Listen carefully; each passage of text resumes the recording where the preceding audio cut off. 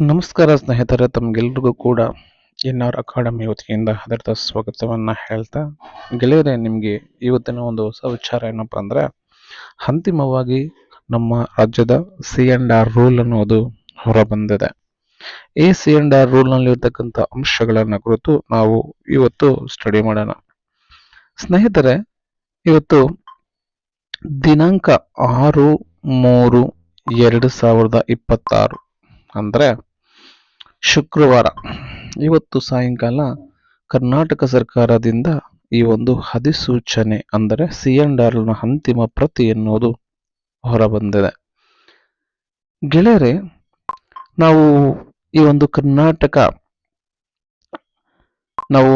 ಕರ್ನಾಟಕ ರಾಜ್ಯ ನಾಗರಿಕ ಸೇವೆಗಳ ಅಧಿನಿಯಮ, ಏನು C&R ರೂಲ್ ಅಂತ ನಾವು ಕರಿತೀವೋ, 1978ರ ವಿಧಿಯನ್ವಯ ಅಂದ್ರೆ ಯಾವ್ಯಾವ ಟೈಮ್ನಲ್ಲಿ ಯಾವ್ಯಾವ ರೀತಿಯಲ್ಲಿ ತಿದ್ದುಪಡಿ ಮಾಡಿತು ನೋಡಿ. ಇದು ನಮ್ಮ ಅಂತಿಮವಾಗಿ 22/1/2026 ಕರ್ನಾಟಕ ರಾಜ್ಯ ವಿಶೇಷ ಸಂಚಿಕೆ ಅಡಿಯಲ್ಲಿ ಈ ಒಂದು ಎಲ್ಲಾ ವ್ಯಕ್ತಿಗಳಿಂದ ಕೂಡ ಆಕ್ಷೇಪಣೆಗಳು ಮತ್ತು ಸಲಹೆಗಳನ್ನು ಆಹ್ವಾನಿಸಲಾಗಿತ್ತು. ನಿಮಗೆ ಗೊತ್ತಿದೆ, ಮೊದಲ C&R ನ ಕರಡು ಪ್ರತಿಯನ್ನ ಒಂದು ತಿಂಗಳ ಮುಂಚೆನೆ ಇದನ್ನು ಕೊಟ್ಟಿದ್ರು. ನೋಡಬಹುದು, ಶಿಕ್ಷಣ ಇಲಾಖೆ, ಸಾರ್ವಜನಿಕ ಶಿಕ್ಷಣ ಇಲಾಖೆ 2026 ತಿದ್ದುಪಡಿ ಕರೀತಕ್ಕಂಥದ್ದು. ಈ ನಿಯಮಗಳು ರಾಜ್ಯಪತ್ರದಲ್ಲಿ ಅಂತಿಮವಾಗಿ ಪ್ರಕಟಗೊಂಡಂತ ದಿನಾಂಕದಿಂದ ಜಾರಿಯಲ್ಲಿರ್ತಕ್ಕಂಥದ್ದು ನೋಡಬಹುದು. ಇಲ್ಲಿ ನಾವು 1ರಿಂದ 5ನೇ ತರಗತಿಯ ಶಿಕ್ಷಕರಾಗುವಂತವರಿಗೆ ಸಂಬಂಧಪಟ್ಟಂತಹ ಒಂದು ಯಾವ ರೀತಿಯಾದಂತ ಆಯ್ಕೆಯ ಮಾನದಂಡಗಳನ್ನ ಬಳಸ್ತಾರೆ ಅಂದ್ರೆ ಯಾವ ವಿಷಯಗಳನ್ನ ಎಷ್ಟೆಷ್ಟು ನಾವು ಬಳಕೆ ಮಾಡಬಹುದು ಅಂತ ನೋಡಿ. ಇಲ್ಲಿ ನೋಡ್ಬೋದು, ಅಬ್ಸರ್ವ್ ಮಾಡಬಹುದು. ಮೊದಲನೇದರಲ್ಲಿ ಇದನ್ನ PUC ಅಂತ CET ಅಂತ ನಾವೇನ್ ಕರಿತೀವಿ, ಆ CET ನಲ್ಲಿ ಎಷ್ಟು ಪರ್ಸೆಂಟ್ ತಗೊಳ್ತಾ ಇದ್ವಿಪ್ಪ ಅಂದ್ರೆ ಮೊದಲು 35 ತಗೊಳ್ತಾ ಇದ್ವಿ. ಅದನ್ನ ಈಗ ಕ್ಯಾನ್ಸಲ್ ಮಾಡಿ ಎಷ್ಟಪ್ಪ ಅಂತ ಬದಲಿಗೆ 70% ಅನ್ನ ತಗೊಳ್ತಾ ಇದೀವಿ. ಅದೇ ರೀತಿಯಲ್ಲಿ ನಮ್ಮ ಒಂದು ಟೆಟ್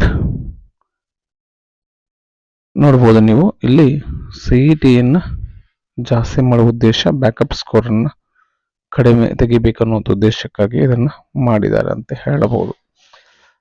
ಅದೇ ರೀತಿಯಲ್ಲಿ ನಾವು ಟೆಟ್ ಅನ್ನ ಮೊದಲು ತಗೊಳ್ತದೆ 15%, ಈಗ ಇದನ್ನ 20% ತಗೊಳ್ತಾರೆ. ಅಂದ್ರೆ ನಮ್ಮ ಜಾಬ್ನ ಆಯ್ಕೆಗೆ ಅದನ್ನಷ್ಟು ಬಳಸ್ತಾ ಹೋಗ್ತಾರೆ. ಅದೇ ರೀತಿಯಲ್ಲಿ ನಾವು ಟೆಟ್ ಅನ್ನ 20%, CET 70%, ಟೋಟಲ್ ಅನ್ನೋದು 90% ಆಯ್ತು. ಈಗ PUC ಅನ್ನೋದು ಎಷ್ಟು ಪರ್ಸೆಂಟ್ ಸರ್ ಅಂದ್ರೆ 8%, ಖಾಲಿ ಎಷ್ಟು ಪರ್ಸೆಂಟ್, 8% ತಗೊಳ್ತಾರೆ. ಅಲ್ಲಿಗೆ 98% ಆಯ್ತು. ಅದು 70 ಪ್ಲಸ್ ಇದೊಂದು 20, ಟೆಟ್ 20, ಇದು PUC ಒಂದು 8 ಆದ್ರೆ ಟೋಟಲ್ 98% ಆಯ್ತು. ಜಸ್ಟ್ ಇನ್ನು ಉಳಿದಿರುವಂತ ನಮ್ಮ ಪ್ರೊಫೆಷನಲ್ ಕೋರ್ಸ್ 2%. ಅಲ್ಲಿಗೆ ಟೋಟಲ್ ಎಷ್ಟಾಯ್ತು, ಇವೆರಡೂ ಸೇರಿದ್ರೆ 10% ಆಯ್ತು. ಟೆಟ್ 20%, ಅದು CET 70%. ಟೋಟಲ್ಲು 100% ನಮ್ಮ ಒಂದು ಆಯ್ಕೆ ಅನ್ನೋದು ಆಗ್ತಾ ಹೋಗುತ್ತೆ ಅದರಲ್ಲಿ ಪ್ರಾಥಮಿಕ ಶಾಲಾ ಶಿಕ್ಷಕರಾಗಿ ಬಯಸುವಂತವ್ರಿಗೆ. ಅದೇ ರೀತಿಯಲ್ಲಿ ನಾವು ನೋಡ್ಬೋದು, ನಾವು ಈ PSTR ನೀವು ನೇಮಕಾತಿ ಹಾಕ್ಬೇಕಂದ್ರೆ, ಪ್ರಾಥಮಿಕ ಶಾಲಾ ಶಿಕ್ಷಕರಾಗಿ ಆಯ್ಕೆ ಆಗ್ಬೇಕಾದ್ರೆ ಈ ಎಲ್ಲಾ ಮಾನದಂಡಗಳನ್ನ ಬಳಕೆ ಮಾಡಿಕೊಂಡು ಆಯ್ಕೆ ಮಾಡ್ತಾ ಹೋಗ್ತಾರೆ. ಹೋಪ್ ಯು ಗೈಸ್ ಅಂಡರ್ಸ್ಟ್ಯಾಂಡ್ ಆಯ್ತು ಅನ್ಸುತ್ತೆ ನಿಮ್ಗೆ. ಇದು PSTR ಗೆ ಸಂಬಂಧಪಟ್ಟಂತಹ ಒಂದು C&R ರೂಲಿನ ಒಂದು ಅಂಶಗಳಾಗಿರುತ್ತೆ.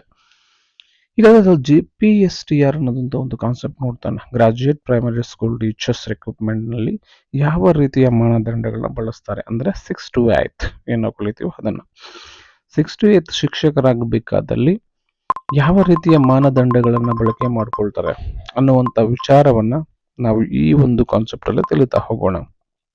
ಗೆಳೆಯರೆ, ಇಲ್ಲಿ ನೋಡ್ಬೋದು ನೀವು ಯಾವ ರೀತಿಯ ಹೋಗ್ತಾವ ನೋಡಿ. ಇಲ್ಲಿ ಕೊಟ್ಟಿದ್ದಾನೆ ಯಾವ ರೀತಿಯಾದಂತಹ ಒಂದು ಆಯ್ಕೆಯ ಮಾನದಂಡಗಳನ್ನ ಎಷ್ಟು ಪ್ರತಿಶತ ತಗೊಳ್ತೀವಿ, ಶೇಕಡ ಎಷ್ಟು ತಗೊಳ್ತೀವಿ ಅಂತ ನೋಡಿ. CET ಅನ್ನೋದು ಎಷ್ಟು ಪರ್ಸೆಂಟ್, ಮೊದಲು 50% ಇತ್ತು. ಇದನ್ನ ಏನ್ ಮಾಡಿದಾರಪ್ಪ ಅಂದ್ರೆ ಈಗ 70% ಮಾಡ್ಬೇಕನ್ನೋ ಕಾನ್ಸೆಪ್ಟ್. ಅಂದ್ರೆ 70% ಮಾಡ್ತಾರೆ, ಮೊದಲು 50% ತಗೊಳ್ತಾರೆ. ಸಪೋಸ್ ನೀವು 100 ಅಂಕ ತಗೊಂಡಿದ್ರೆ ಅದ್ರಲ್ಲಿ 50 ಅಂಕಗಳು ಮಾತ್ರ ಜಾಬ್ಗೆ ಹಾಡಾಗ್ತಾ ಇತ್ತು.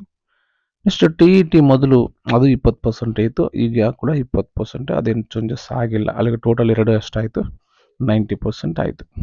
ಓಕೆ, ಅಲ್ಲಿಗೆ ಸಿ ಇ ಟಿ ಮತ್ತು ಟೆಟ್ಟು ಈಗ ನಡೆಯುವಂಥ ಕಾಂಪಿಟೇಟಿವ್ ಎಕ್ಸಾಮ್ ಆದ್ದರಿಂದ 90% ನಿಮಗೆ ಈಗಿನ ಪ್ರೆಸೆಂಟ್ ಕರೆಂಟ್ ನಾಲೆಡ್ಜ್ ಅಂತ ಅನ್ಬೋದು. ಇದರಲ್ಲಿ ಬ್ಯಾಕಪ್ ಸ್ಕೋರ್ ಯಾವುದು ಕೂಡ ಪ್ರಭಾವ ಇರೋದಿಲ್ಲ.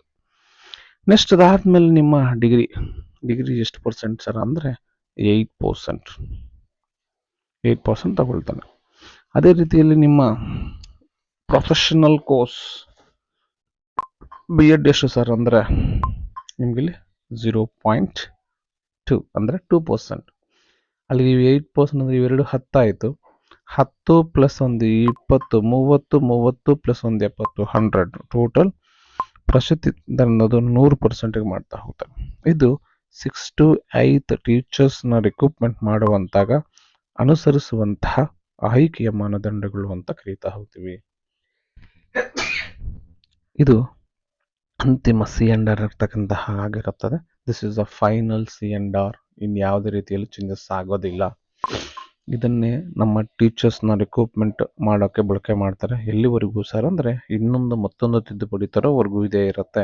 ಇದೇ ಮಾನದಂಡಗಳನ್ನು ಬಳಕೆ ಮಾಡ್ತಾರೆ. ಗೊತ್ತಿಲ್ಲ ಫ್ಯೂಚರಲ್ಲಿ ಏನಾಗುತ್ತೋ. ದಿಸ್ ಇಸ್ ಅ ಕರ್ನಾಟಕ ರಾಜ್ಯ ಪತ್ರ ಅಧಿಕೃತವಾಗಿ ಘೋಷಣೆ ಆಗಿದೆ. Thank you.